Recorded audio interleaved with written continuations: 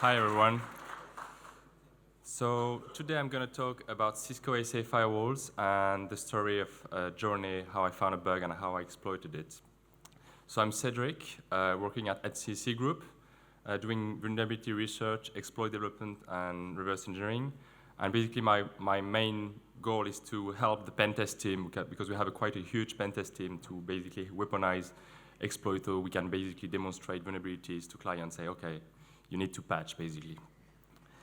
So I basically ported existing exploits focusing on ASA and started to do some fuzzing, and I found a pre-auth vulnerability on Cisco ASA firewalls. So today we're going to talk about that. And the idea was to prove remote code execution. So it's been patched now. There's been a lot of noise around this vulnerability. So I'm going to explain. First thing is, this bug is not in IKV1. The bug I found was originally found in a web VPN, but I've used IKV1 as a helper to prove remote code execution. So again, the bug is not in IKV1. So a little bit of context. What is a Cisco ASA firewall? So basically, if you use a VPN to connect to your company, which mostly you probably do, you probably have a Cisco ASA. So you have other manufacturers like Juniper or whatever, but it's basically the entry point to your enterprise. And the other thing to know also is that ASA is different from iOS. It's very confusing because they both have the same interface, the same command line interface, which is a Cisco shell, but they are different internally, and it's very important for exploitation because it means you have different constraints. So iOS is like a proprietary operating system. I'm not an expert on iOS, but I know it's mostly MIPS or PowerPC, but I've been mostly focusing on ASA. That's what we're going to talk about. ASA is Linux-based.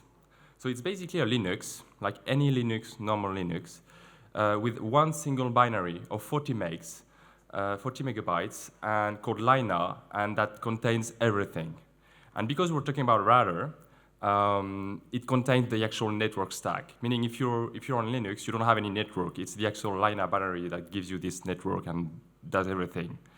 It's also interesting to know that it's x86 or 64 equivalent. So if you're used to that on the desktop, that's what you have in this router. So this is what we have, for example, some devices, different size, different model, but they all run the same kind of operating system. So I brought one. This is the smallest. This is the one on the top. So this is the smallest one, the ASA 5505, and then you have more better one. So a little bit about the disclosure timeline, because it's a little bit confusing. There has been one advisory, then there's been another advisory. So what it is about? Basically, in October, I reported the vulnerability to Cisco, and they were able to replicate the issue. And I told them, okay, I'm going to talk about it next year. Is it okay? And we agreed. We're not going to release it before February, and they're going to release the advisory at the end of January. That's fine. And then early January, luckily, we discovered that actually the patches already existed. So that's interesting because I have 3 tables, and the first one on the left is basically my analysis. So when I realized that it was patched in early January, I checked all the versions after getting all the firmware, because the firmware are not available on the internet, so if you don't have a Cisco account, so that's another story. But once you have all the firmware, test them all and realize, okay, for example, 9.1, the 9.1.7.20 patched the vulnerability. So you have this system of branches I'm going to talk about just after, but each branch lives in parallel, and basically you need different patch for each branch. So then, at the end of January, like what was agreed, they released an advisory, and the patch were already existing since November, but they make it public, basically. And then I do my presentation at Recon, 5 of February, and the same day, I realized just watching on the internet that actually they updated their advisory, and the bug actually impacts other attack vectors. So what it is about. The interesting thing is, in the first advisory they released at the end of January, you can see on the second table that the versions are very similar to the one I had tested early January, which makes sense, except one, which is 991. I had tested that was patched for me, at least for my proof of concept. But in their case, they say it's 9912. And what was interesting at that time is 9912 wasn't available. So that was quite weird. People were going crazy on the internet saying, oh, it's a huge bug, but the patch is not available. And actually, it all made sense when they actually released the second advisory, at least for me. Because basically, they probably realized that it was not totally fixed, and they said that it would be fixed in 9912, but it wasn't available at that time, and they also patched the same bug in all other branches. At least that's my assumption. So in the second advisory, they released an update for each branch that patched the actual bug. So that patched the actual bug, but also the other attack vectors. So to summarize, I found the initial vulnerability in WebVPN SSL, but actually it impacts the XML parser. I'm going to talk about it today. And originally, in the advisories, they said it's WebVPN SSL, but now they changed it to XML parser because it impacts other protocols that use the same XML parser.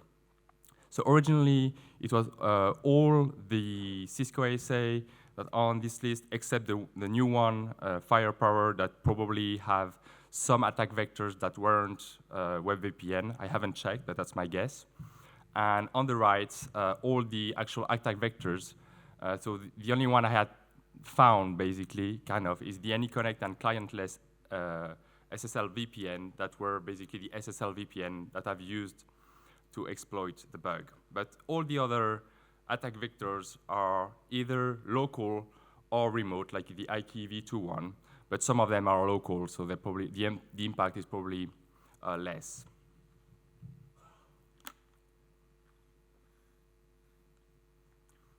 Okay, so I've been talking about WebVPN, SSL, so let's talk about some protocols that we're gonna need to understand for the vulnerability. So I said originally I found the bug in SSL VPN. So SSL VPN is basically what you're gonna see if you use AnyConnect clients. If you use an AnyConnect client either on your phone or on Windows or whatever, this one is on the phone on the bottom right. It's gonna establish an SSL VPN connection. It's basically SSL. And on the left side, you have the web browser, which is a clientless version of the same protocol. Then you have IKE. So IKE, originally, when I found the bug, IKE wasn't, I didn't find the bug in IKE, but I've used IKE to help me messaging the heap and exploiting the bug to prove remote code execution. So originally, it's just a helper, even though now we know it's also exploitable potentially over IKE. I'm not going to talk about that today. IKE can be either IKEv1 or IKEv2, and it's mostly used for like static point-to-point VPN between two gateways or firewalls. But it could also be used by AnyConnect or a Windows client, even though I've never been able to configure it. So some previous work. There hasn't been much research on ASA, but there are a few very interesting research to start with. In 2014, so it's almost 4 years ago, Alex Stewart presented, I think, a very original research on how to root Cisco ASA and how to leak the version remotely. So it was like a very good presentation with like Mario Adventure, which is quite nice slide to read. In 2016, Exodus Intel published a really nice exploit in the IKE Cisco fragmentation payload, where basically they exploited a heap overflow. They got a CVE, they responsibly disclosed it to Cisco before talking about it. It was well done. Very nice bug. They published proof of concept, like an exploit for a specific version. Very good starting point to understand the internals. And then, interestingly, 6 months later, the shadow brokers leaked lots of files targeting routers and Cisco ASAs, and there is like a SNMP Stack Overflow targeting all ASAs since ages, targeting from version 8 to 9, and quite crazy. And because there is no stack cookie, Stack Overflow, at that time there was no NX ASLR, Stack Overflow, return on the, on the stack, shellcode, win. So that was pretty nice. So that was basically the base of our research. We saw that, and because I'm basically, one of my job is to weaponize exploits so we can show the vulnerability to clients, basically weaponizing these two exploits so we can use them when we need. And then to actually weaponize all these exploits, I actually needed to build some tools. I mean, some people are really good. I don't know how Exodus Intel actually managed to exploit this bug, but if you don't have any tool, like what we saw in the previous presentation, tools really help understanding how things are going. You need to some helpers. So I ended up, just for this, working on a bunch of tools to help me. And with a colleague, we released a series of 8 blog posts with different tools and internals we figured out. So if you want to have a look later. So we also released these tools last summer.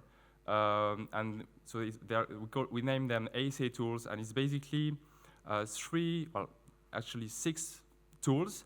The first one is ASA firmware. It allows you to unpack and repack the firmware because it's like a binary format.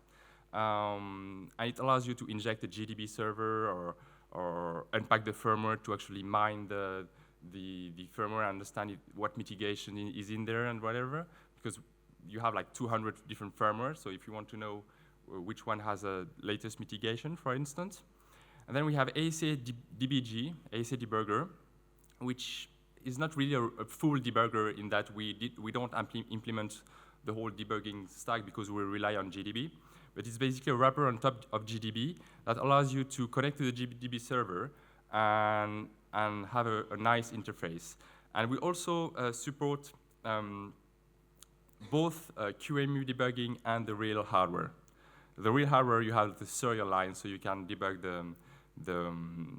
over the serial line instead of having your Cisco shell if you're local. The other thing we ended up doing is basically building tools to analyze heap structures. They support, depending on the version, either DLmalloc or ptmalloc. So we ended up writing tools to display the heap so we could analyze the heap feng shui and structures in memory. And we also wrote a tool to analyze the mempool structures. So they are actually internal metadata specific to Cisco that are embedded into the DLmalloc or ptmalloc metadata, and that contains actually useful information. We'll see later, but like the actual caller that did the allocation, which is quite nice when you do some feng shui to see which chunk has been allocated by what function. And we also use RedSync, which is basically a very nice tool developed by Alex Gaze, which allows you to synchronize IDA and a debugger. If you use IDA and a debugger very often and you need to synchronize them, or instead of copying things from one to the other, which I used to do that, it's very nice. And I will show you in a demo how we use that. And then we also wrote IDA Hunt, which is kind of a small tool in that it allows you to run IDA from the command line, but just spawning like 10 instances at the same time, and so you don't have 10 instances of the GUI of IDA running, but it allowed us basically to run IDA on different firmware, 200 of them, and in order to mine information and execute IDA Python scripts. So it's not related to Cisco, it could be used for other stuff, but we used it for Cisco. And we wrote a tutorial like on our repo, which allows you to set up your ASA from scratch, like installing GNS3 and having it QEMU enabling GDB and debugging, basically, and then having it working.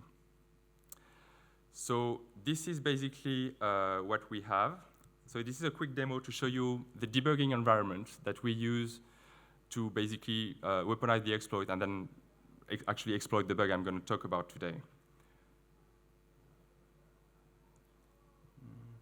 So on the left side, yeah, right. So imagine that we're attached to an ASA, like we're already attached, and on the right you have GDB client, which basically is connected to the GDB server on the actual router. And on the left side, you have IDA, which is synchronized with GDB with the two plugins. On the bottom right, we have a script that we're going to run to talk IKEA. The idea is we're going to trigger some breakpoints on the debugger.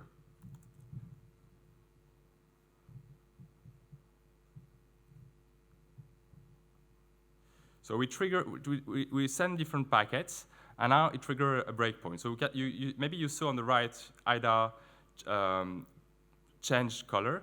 So now we're using a DL chunk with a command to show the different chunks, and we can see on the right we have the actual symbols. What is interesting, we don't actually have the symbols in GDB, but we are basically fetching them from IDA. So here I'm showing that we have some data that we analyze in the actual content of the chunks.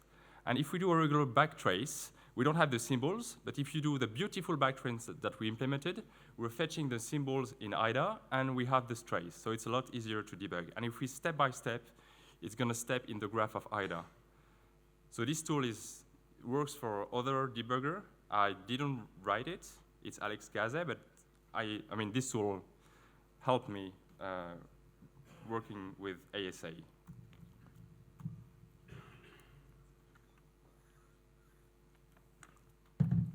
Okay, so I want to clarify one thing about Cisco ASA, which is the system of branches. Because when I started with ASAs, for me, it was a nightmare. I didn't understand anything. I didn't know anything about ASAs.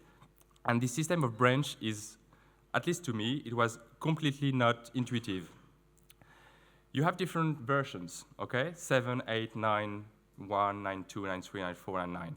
And actually, they are actually branches in the term of they are living together, and think about them as Windows XP, Windows 7, Windows 8, Windows 10, basically.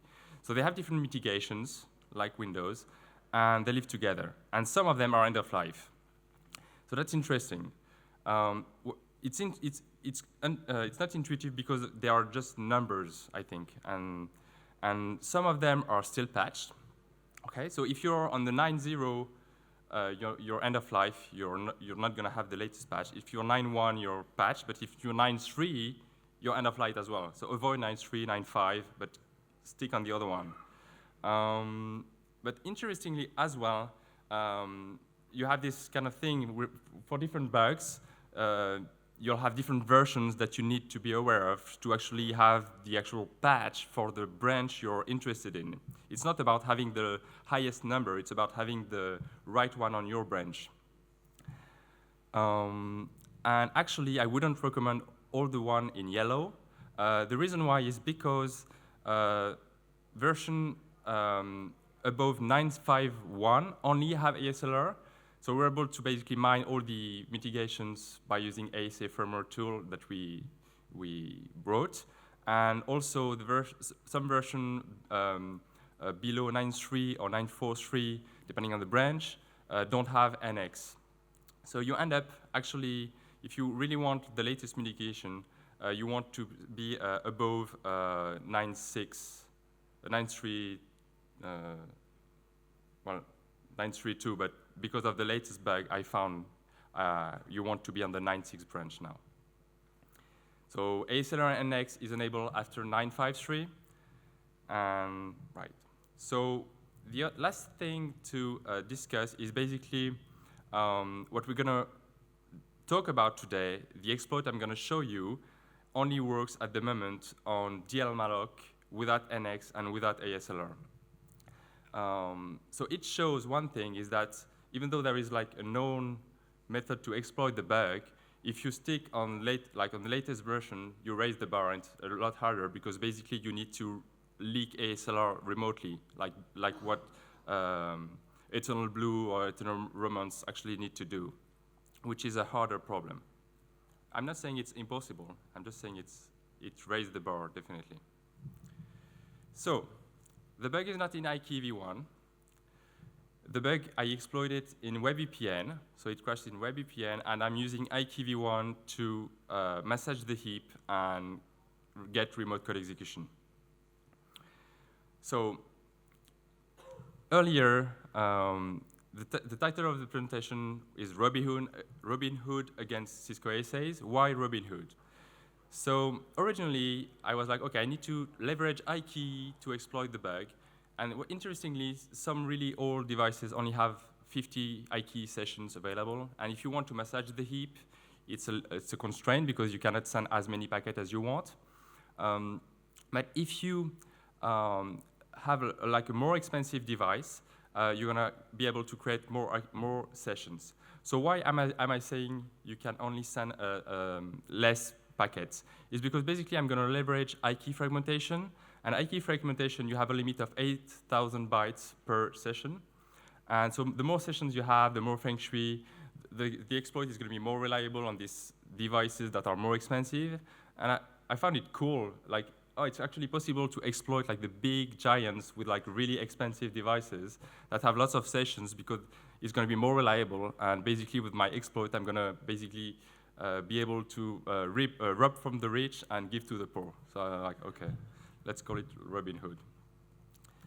So anyway, so I haven't talked about the exploit yet, anything.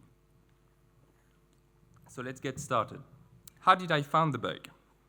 So originally, I wanted to do some fuzzing, and I was like, we have AnyConnect, which is nice because it allows you to establish an SSL connection, and it's pre-auth, OK? I'm just going to look at the message pre-auth. So I used burp, and I sniffed the first message. And I ended up with an XML packet, which has a bunch of fields, like the version of the client. But all we're interested in at the moment is XML. Doing some kind of reverse engineering, starting from the existing XML tags I found, and ended up finding this huge table, which contains 20, well, not huge, but 27 tags. So that's not many. But what I ended up doing is basically writing template with my 27 tags as an initial sample, and I wanted to do some mutation fuzzing. My fuzzing architecture is really basic. I don't do anything like concolic execution or even code coverage or whatever. I'm remote. I have the router. From my PC, I send a mutated packet using my initial sample and using Radamza. It's quite nice for XML because it's going to generate valid XML kind of still. And I don't care about the response, the reply, but then I do an ICMP ping to see if the device is still alive. And if it died, it's going to reboot. But all it matters is I don't get any reply from my ICMP packet. So I know the packet I just sent was interesting because it crashed the router. It's really slow. I don't attach any debugger. I don't need it at the moment. And wanted to start the fuzzing before going on leave, and the ASA kept crashing. So that was good and bad. The good thing is I already found a bug. The bad thing is I couldn't leave the fuzzer during my holidays because it would fill my hard disk. So anyway, I went on leave, and on my way back, I was like, OK, I need to understand what's going on. So let's understand the bug. So the first thing to know is, because we wrote this ASA-DBG instrumentation tool, which allows you to attach GDB, restart the device, attach GDB, restart the device, we are going to leverage our ASA debugger tool to automate triaging the different crashes, just to know if they are the same.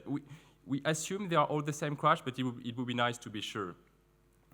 So we do that. We connect GDB, fire the test case, save the crash info, and so on. And we use something like that, a basic GDB script, which basically define a hook stop, which will be called when the debugger will hit a state and give a hand. And basically, all we do is we save the backtrace and the registers in a text file, and then we can basically have a wrapper that's gonna go through all our text file and see if they are all the same crash.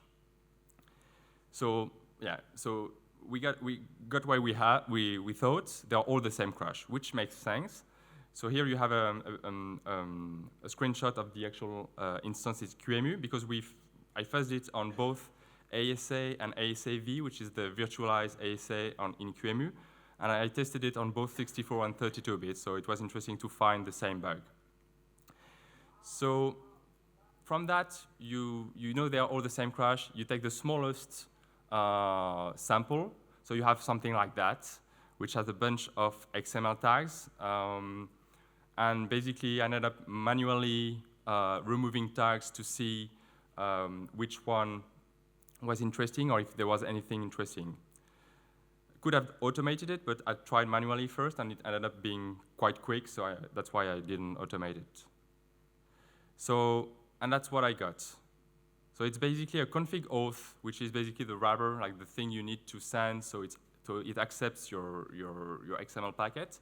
But the interesting bit is the host scan reply, which is the tag that if I remove this tag, it doesn't crash anymore. So it's due to this tag. And the other interesting thing is I actually need to send the packet twice to trigger the crash, which I was quite lucky to find it by fuzzing, but it's basically, I found it because at some point I sent it twice. So I attach a debugger, look at the backtrace. I'm in a free call. So at the moment, we don't know if it's like a heap, use after free, heap overflow, double free. And we can check that you have two interesting functions. One of them is related to the processing of the client, and it's in a parser function. So it's definitely related to our XML packet. So now, basically, we have a starting point. We look from the backtrace, we look at the different functions that are around that. And after 2 days of reversing, and we end up with some understanding of what is the bug. So we have aggregate auth parse buff, which is basically responsible to parse the XML. And the way it parses XML is going to initialize a libexpat, which is an open source library, and they rely on that. And the way, if you want to use libexpat, you need to define some callbacks that's going to be called by libexpat each time some XML tag or data is encountered. So basically, the way it's implemented in ASA is you register auth start handler when a tag is open, and you have auth data handler, which is for when data is parsed by the libexpat, and you have end handler, which is for when the actual tag is closed. And the interesting thing is I found the bug in the actual data handler, meaning when the actual data for the actual host scan reply is parsed, so in this case, A. So I wrote some pseudocode that from my reversing, but basically I have different steps, like 1, 2, 3, 4 in the actual function parsing the data, and then I have step 5 in the actual function, another function that actually frees some kind of pointer. So I'm going to use some animation just to explain it to you if you don't want to look at the code, but just to understand the problem. Otherwise, you can follow with the code as well. So when the first so remember, I sent 2 XML packets. So the first packet I send, basically what it's going to do in step 1, it's going to get, because it's a host scan reply, it's going to get the pointer from alloc, which is a specific case. And we can see there is a specific case for the host scan reply tag. So it's going to allocate a chunk in step 4. And the reason why is because there wasn't any pointer before, there wasn't data. Step 2 and 3 are going to be skipped. And at step 4, it's going to be allocated. So now pdata is hold our pointer to our allocated chunk, and we set it to alloc for later. And later, so some data is copied into the chunk, and later, in step 5, we end up freeing the chunk. So we have a free chunk, but actually one problem is there is a dangling pointer to this region, but it's in a free chunk. So now we send our second XML packet, and again, we go through the steps. Step 1, we get the pointer. Step 2, we check if there is some data. And we check if the pointer is valid. It's valid because there is a dangling pointer. Check if there is data. There is, because it's a free chunk. It holds some metadata in the free chunk.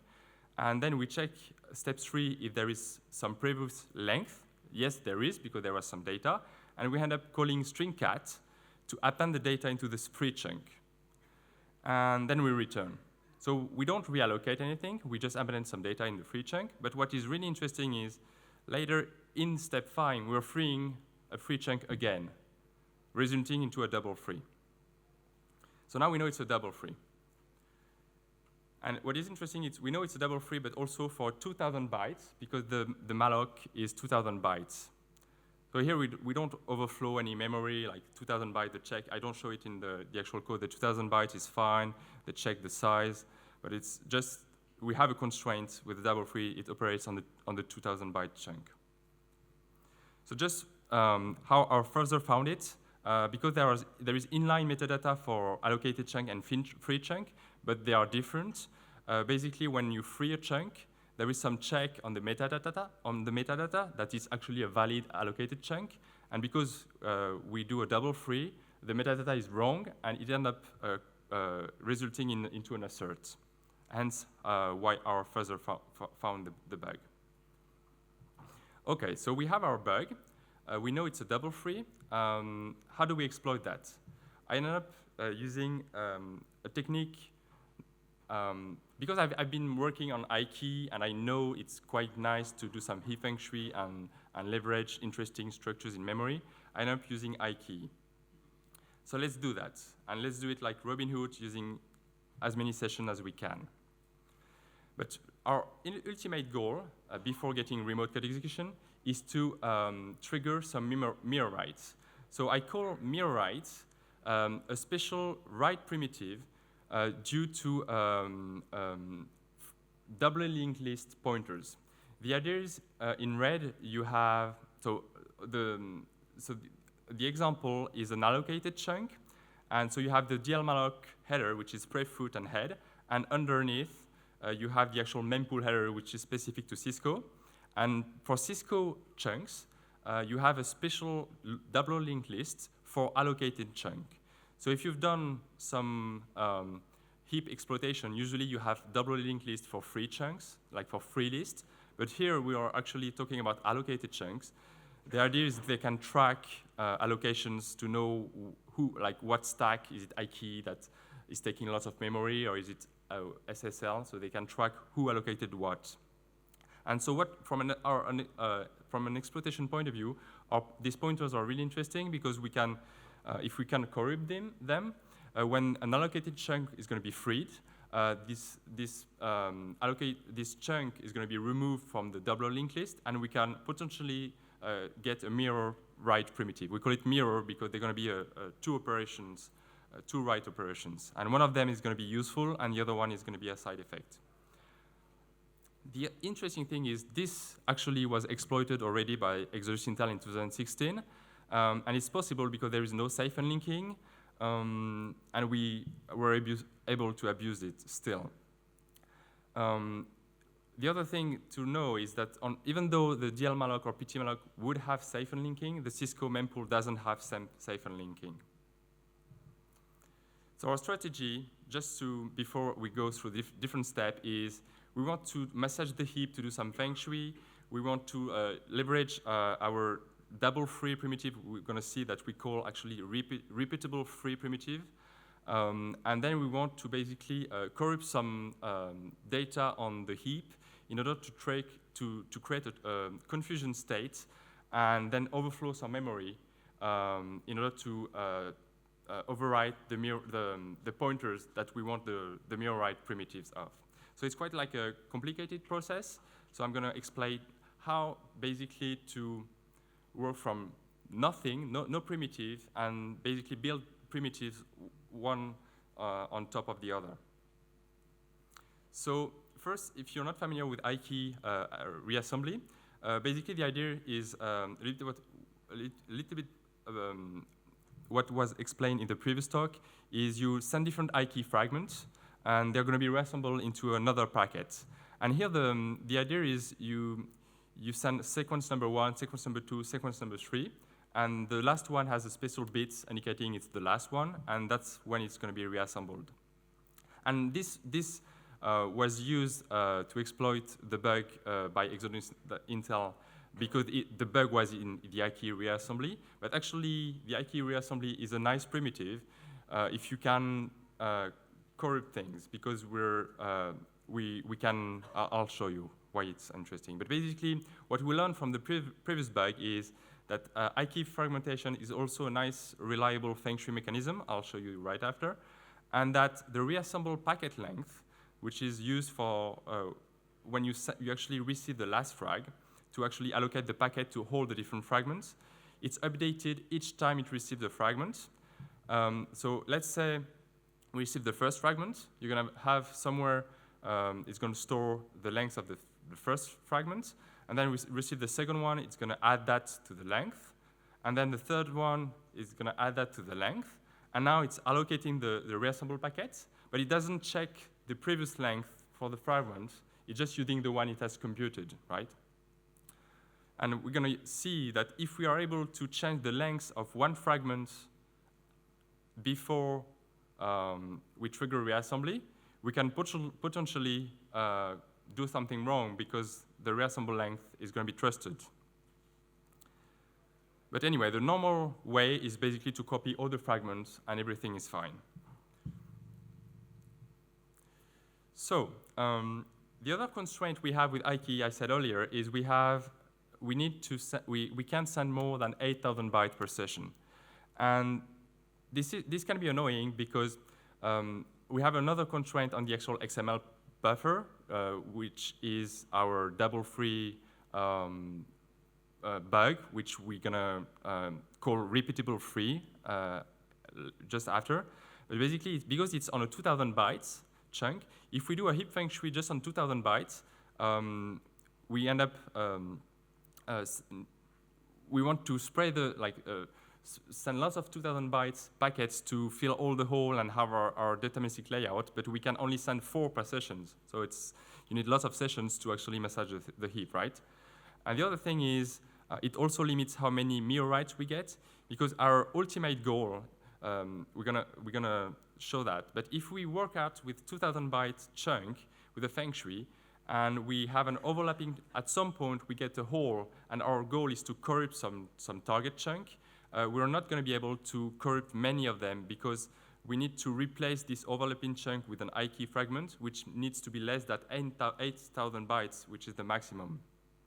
So our solution at the end, which I'm going to explain, is to use 800 bytes, because 800 bytes times 4 gives 2,000 bytes. So we have we've just changed the granularity. Okay, so let's build our primitives.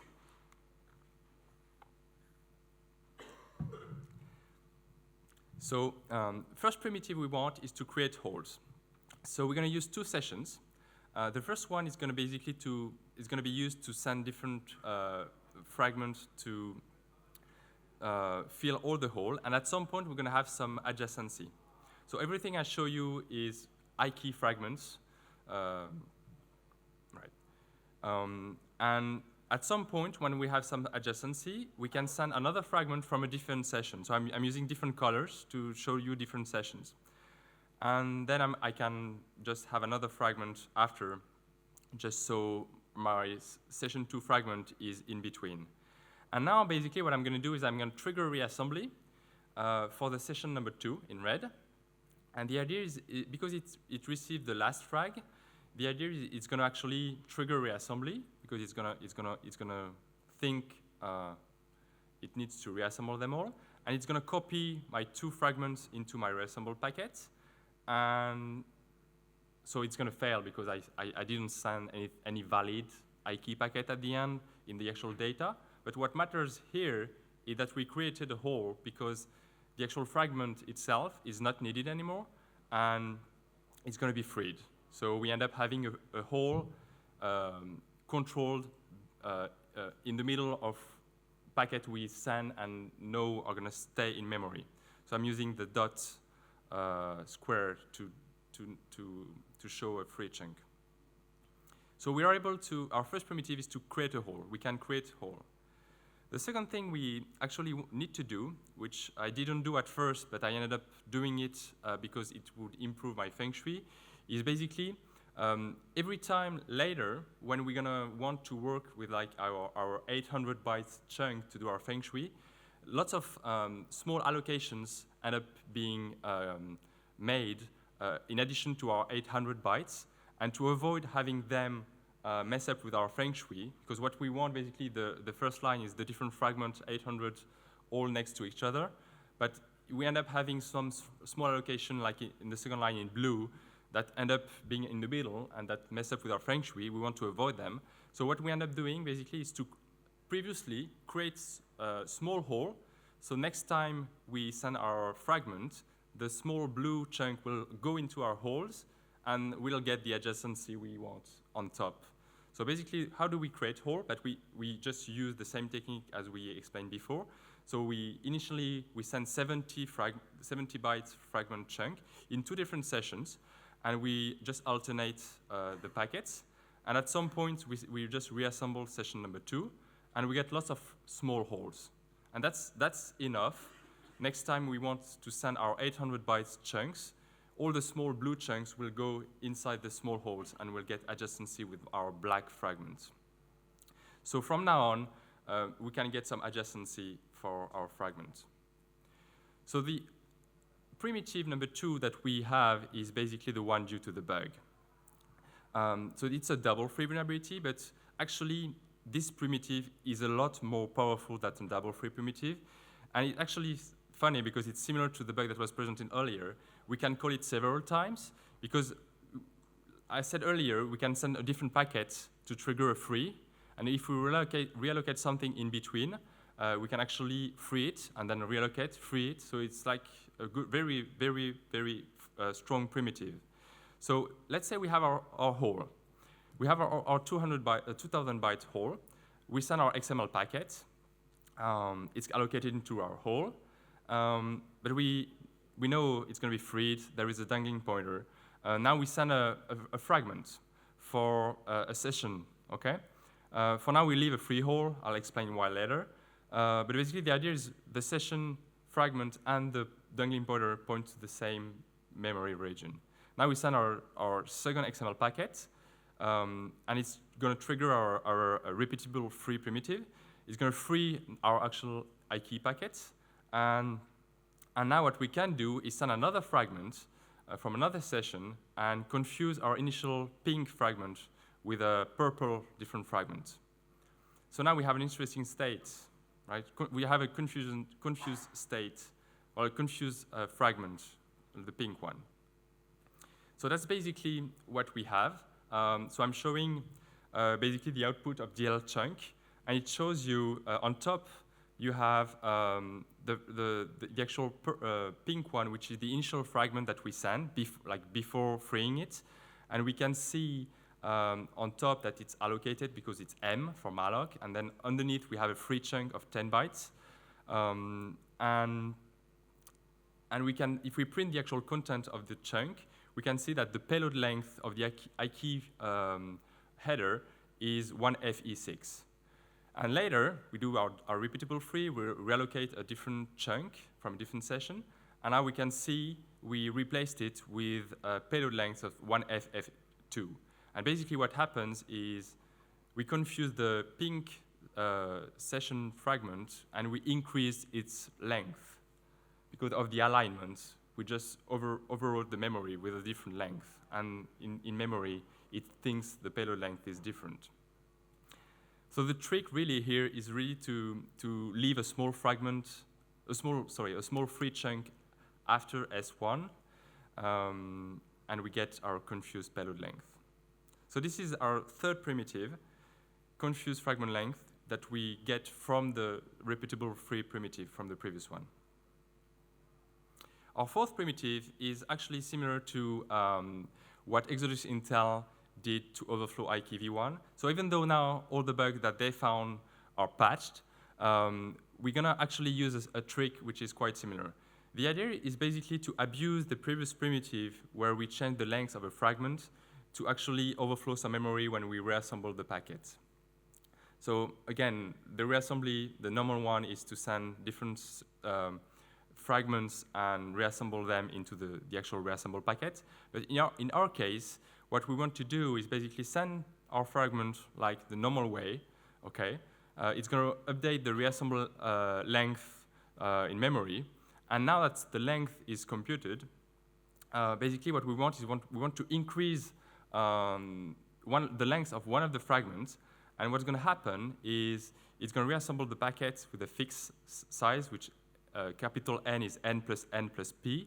But then it's going to copy the different fragments, but one of them is larger, and we end up overflowing some memory on the heap and doing a heap overflow. So that's our fourth primitive, which is overflowing the heap. What is interesting is actually there is a check when they actually copy the different fragments. Like when they actually copy the fragment, they check that it doesn't overflow the reassemble length, but the check is incomplete because of some alignment and the structure that they take into account that they shouldn't have done. We end up having this capability to actually overflow up to 18 bytes. So that's good enough for us. We are able to corrupt some adjacent memory.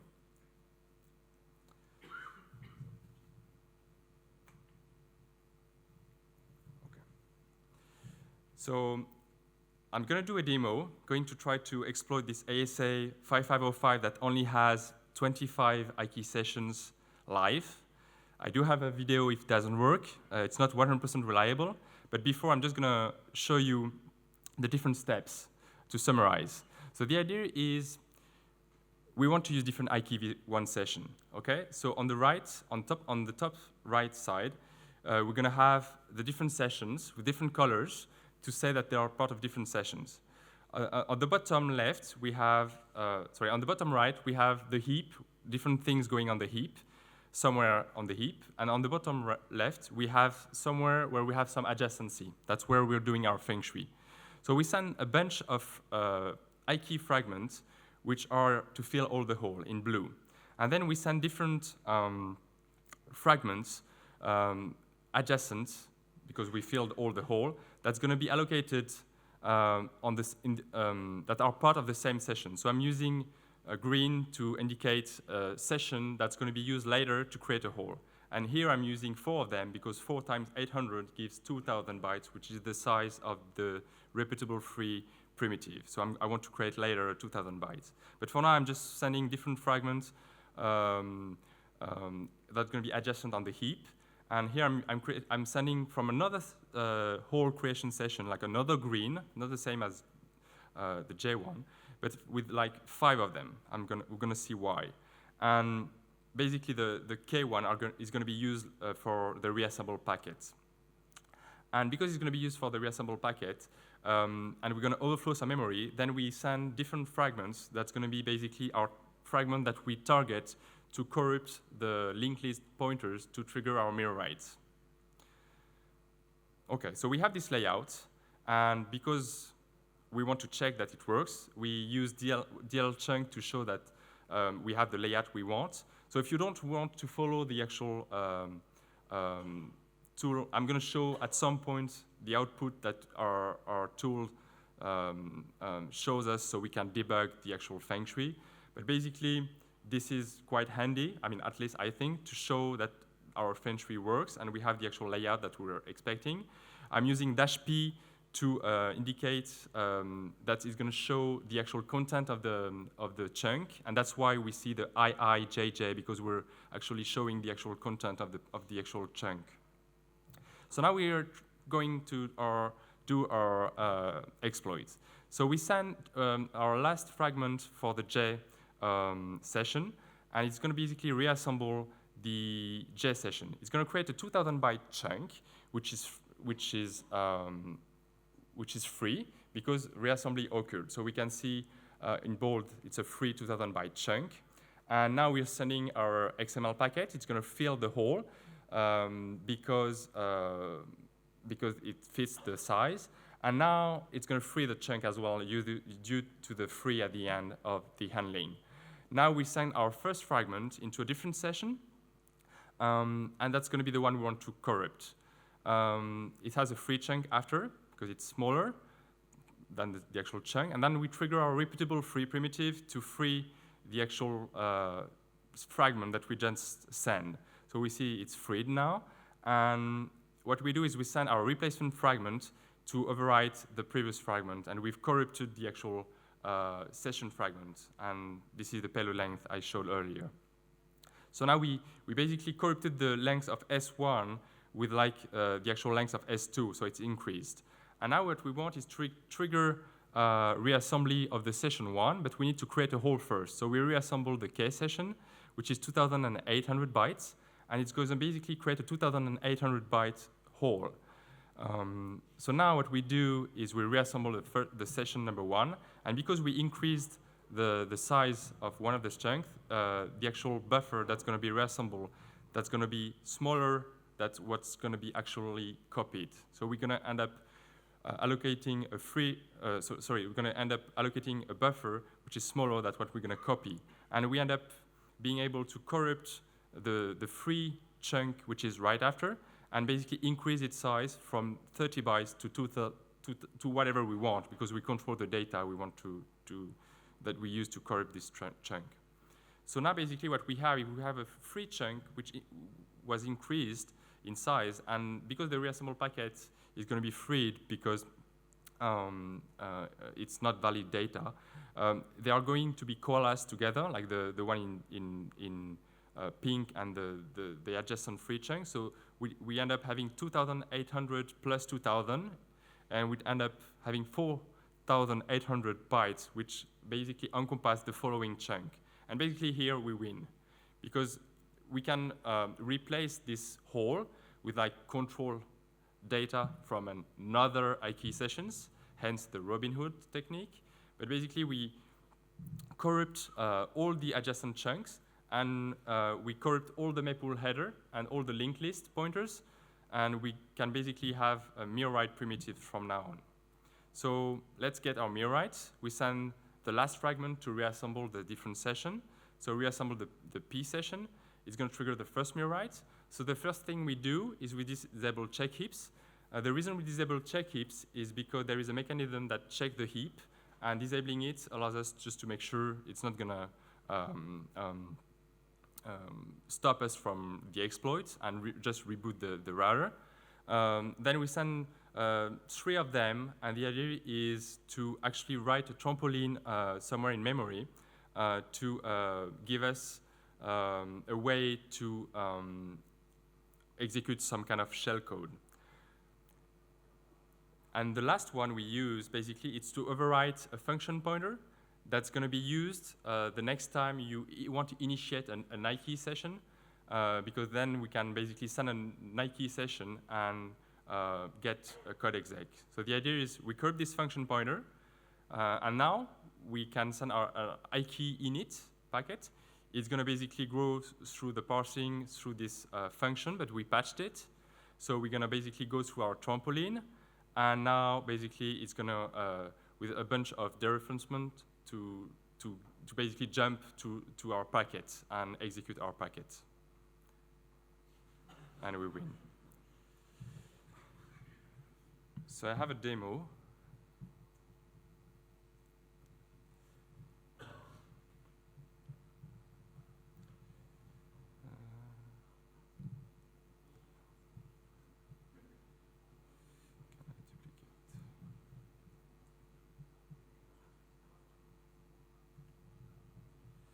Okay.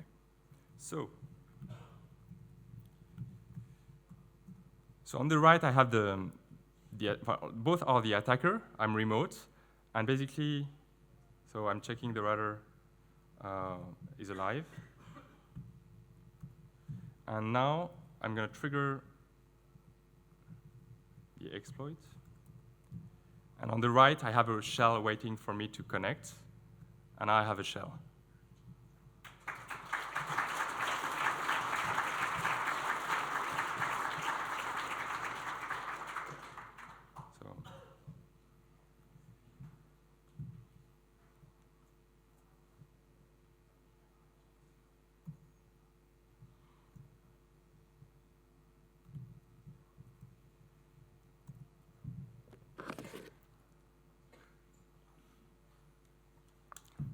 So I'm not going to talk about that, but before actually working this way, I tried a bunch of other techniques which didn't work, which I documented in the slide if you're interested in.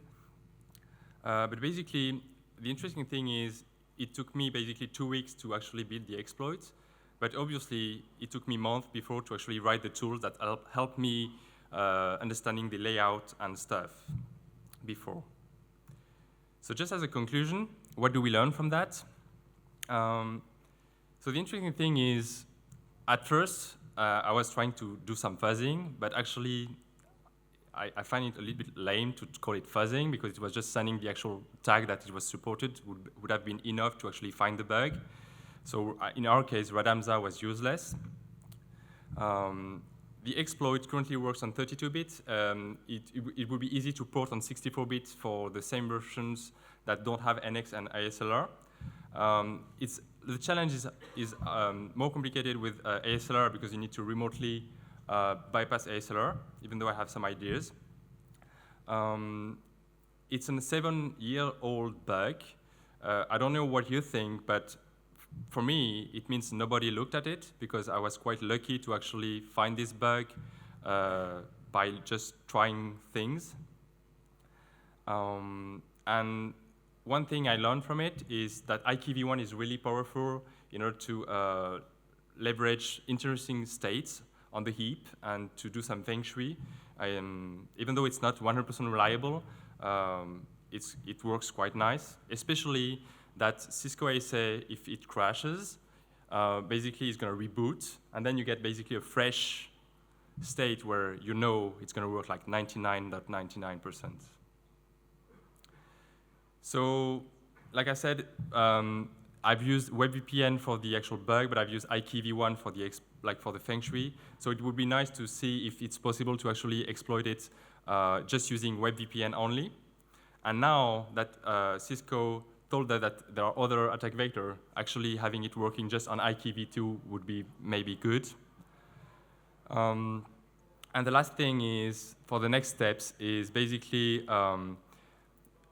this repeatable free primitive is very powerful because we can call it several times, and a little bit like what the ZDI guys did before.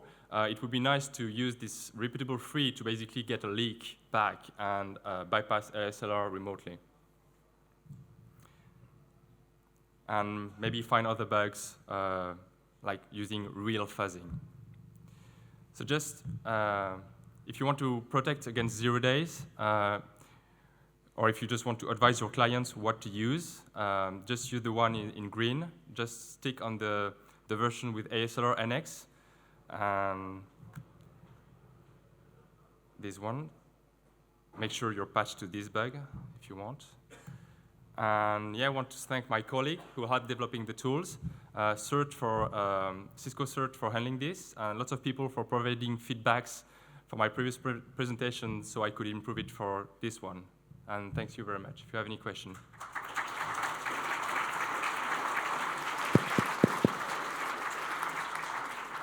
Not sure we have much time for questions, by the way. Anyone? No? Okay, I have a question. Yeah? My question is, first of all, we know that Cisco doesn't do bug bounty. No, they don't. And we know that the bugs that we probably cannot sell to Zerodium, do we know the price? Or do they even buy Cisco's bugs? I would be interested to know. I don't know. And I think the answer is no, they don't buy either. So I don't think we they don't buy have, it, yes. but I don't know. Yeah, okay, that's all right. Maybe they do, maybe they don't. Yeah. So the question is, if they don't buy, and Cisco doesn't do bug bounty, and we are at an OffensiveCon, the only, as to what I see, the only outcome to us finding these bugs is so that we can have a better infrastructure and like for the general well-being of humanity. Is there any other objective to finding bugs in a Cisco iOS? You mean for me, or you mean for people in general? For us, like. Well, I think having access to the infrastructure of people can be interesting for some people. Okay, thank you, that answers.